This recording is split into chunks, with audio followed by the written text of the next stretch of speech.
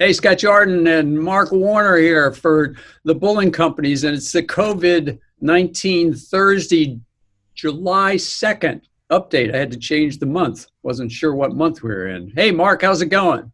Doing good today, Scott. How are you doing? Well, it's another Zoom meeting, right? Yep. We don't have to wear our masks, although we carry them. I got this one. I got this one. I got this new one, and then I got the disposable ones. It's funny how I'm getting kind of used to different ones. It's like, geez, I kind of like this one. Oh yeah, Mark, you got a new one. I got the latest one, the neck gaiter. Yeah. So you have to have a really long neck. That one also will keep you cool when it's 95 degrees out. So not only are you going to avoid spreading germs or getting germs, it's also going to keep you cool. I'm sure it. I'm sure it will. It'll be okay, much more let's get down to business. And I'll try not to move my hands around too much. I was told by one of my mentors that I'm waving my hands around too much. So what do you have to do? Sit on them?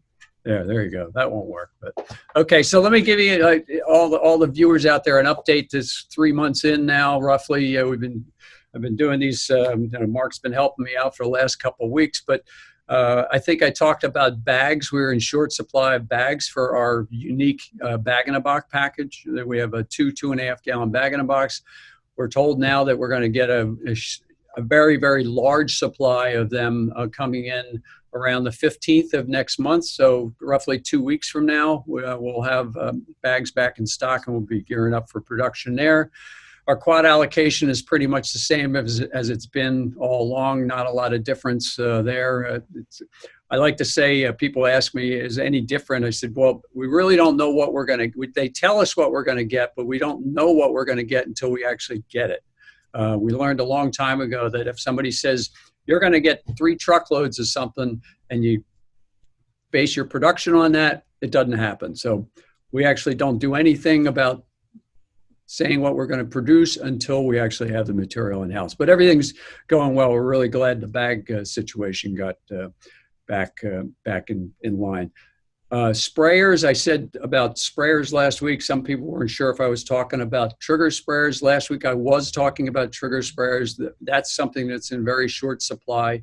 We did get a shipment of our sprayers in, which are the S&G minis, which is the small tank sprayer, and then the larger pump-up sprayer. We got in those, fulfilled most of the orders that we had in-house, and we have another order that's going to be coming in air freight next week, so they'll be available for the following week, and that's a much larger order. And then we're gearing up in the meantime for the fall to hopefully have supply.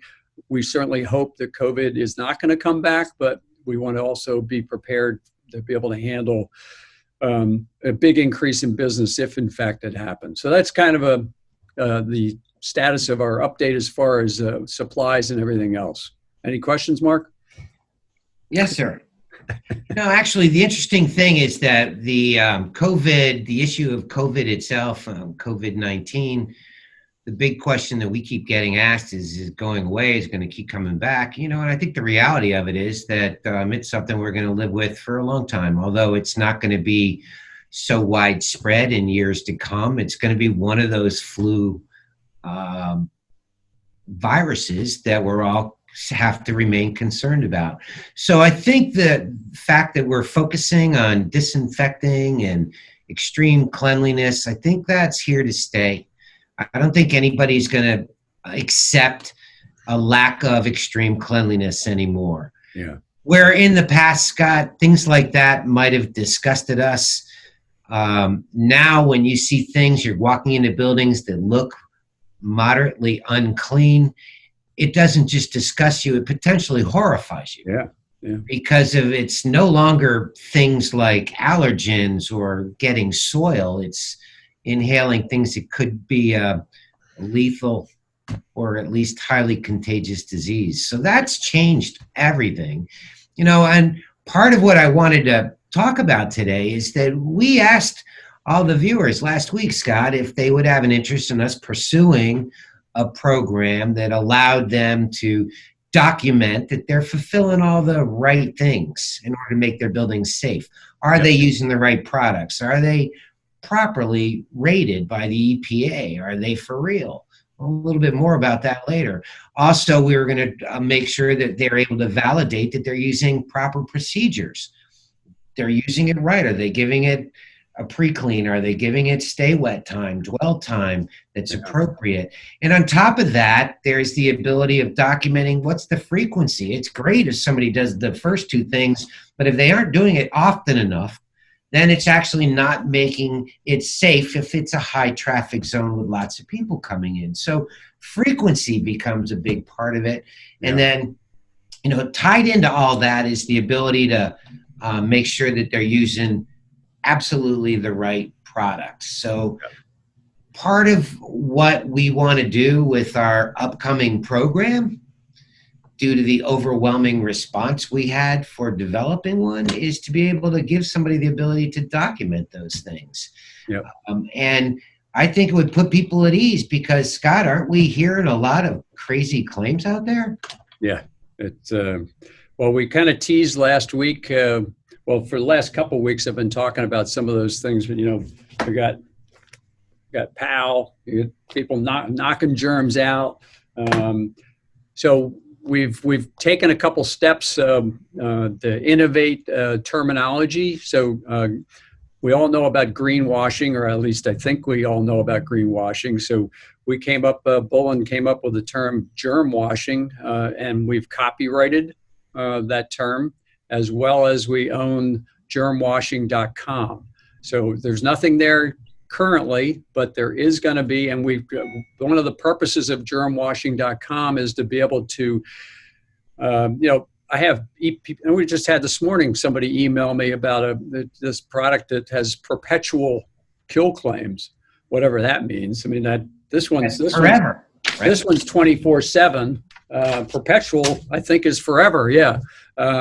So we thought, well, why not create a website where people can go to and look up stuff, as well as report things they're seeing on the site. And Mark, I think you've identified a couple of the key, what's the word, lies, bunk, that some of these have. So these are like dead giveaways that you've got a problem with a program or a product if it says some of what you've got on your list. Exactly. Well, we've been referring to the term greenwashing and what greenwashing was originally defined. In fact, you and I know the guy that coined that, Scott Case. Yep. He ended up on Good Morning America talking about greenwashing, and part of what he did was define some of the things that are represent what is greenwashing. So in the event in green, for example, it was, well, it's organic, so it must be safe, which isn't true. I mean, rattlesnake venom is organic, so all these things were things that greenwashing did. So we took that as a lead and started to write down all the claims that we were hearing that were potentially troublesome.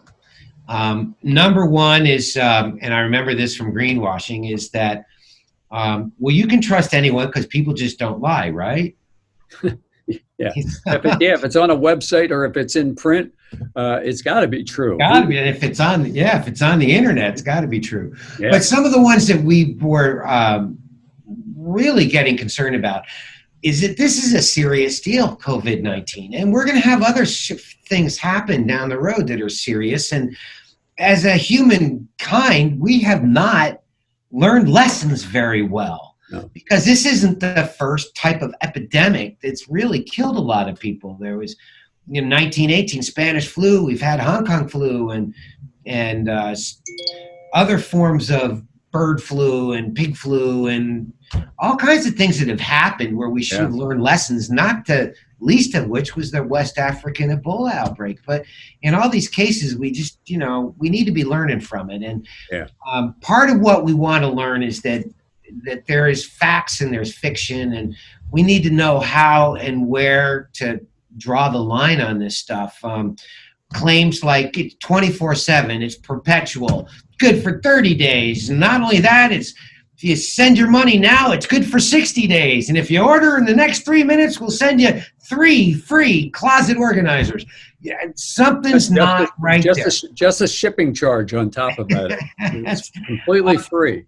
The other thing that's kind of tough is, one-time application. You're safe for life.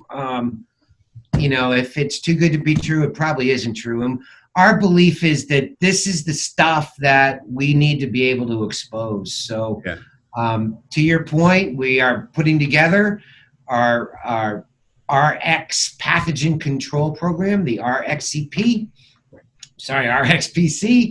which is going to be a way of documenting that you're doing all the right things. In order to comply with that, you're going to actually have to take a test. Yep. It's a 654-page test. It'll take 8 to 10 hours. No, I'm just kidding. But the idea is to document that you've kind of self-validated that you've done these things and be able to put people at ease as they enter into your building. So more about this as we roll on, but also what we'd like to kind of inquire is if you've heard of some crazy, crazy claims, like one-time application in your car will get twice the gas mileage just by applying this disinfectant for COVID. Or, there's some crazy claims going out there, and I'm being sarcastic. But if you've heard any that we haven't mentioned, let us know. We'll get them posted up there on the website so that you'll know not only a place that you can post these crazy claims, but you'll see some of the definitions that we've identified as being somewhat less than authentic claims regarding efficacy. Yeah, part of this whole marketing scheme that seems to revolve around one or two of these variations on products is it says it's an EPA approved product. Well, most of the ones we've been talking about are legitimately EPA approved products. The problem is they don't do half of the stuff that the company is saying they do, other than it's the EPA approved product. So that's a good one. As far as if it says EPA approved, that doesn't necessarily mean that it does anything that they say. You got to read the label. I mean, fortunately, the EPA rules and regulations require things to be tested to be able to say something on a label. So if the EPA approves a label and it's an official stamped approved label, then it's got test data to back it up. But if they say something that's not on the label, it's still EPA approved, but it's not official. So yeah, you got to keep your eye out for it. So we're going to come up with a great list of to start with, and we want to promote the fact that it's going to be a place for people to go to see what's real, what isn't real, and help kind of call all these companies out that are not doing the community any service by promoting stuff that isn't real. And you make a great point. Just because it's EPA approved for something doesn't mean that it's EPA approved for SARS-CoV-2, which causes COVID. And people are, I think, marketing these things in a way that they're hoping that somebody takes a leap of logic in thinking that because they said it's EPA approved to go after maybe a common cold, that people will assume that they're referencing EPA approval to SARS-CoV-2 and COVID, which is a deadly killer. And so that's a problem. That's kind of what we want to expose. So we will continue on this mission, won't we, Scott? Oh, you bet.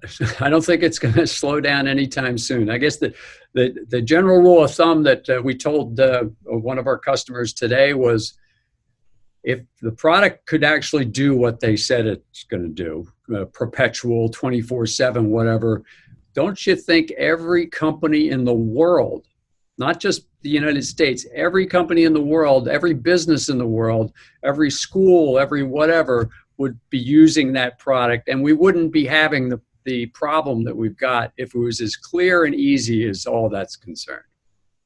And again, it boils down to, if it's too good to be true, it's probably not true. So, okay, so that's that doesn't mean we won't continue to try to push the envelope and explore new and novel ways to deal with pathogen control. That's our mission in life.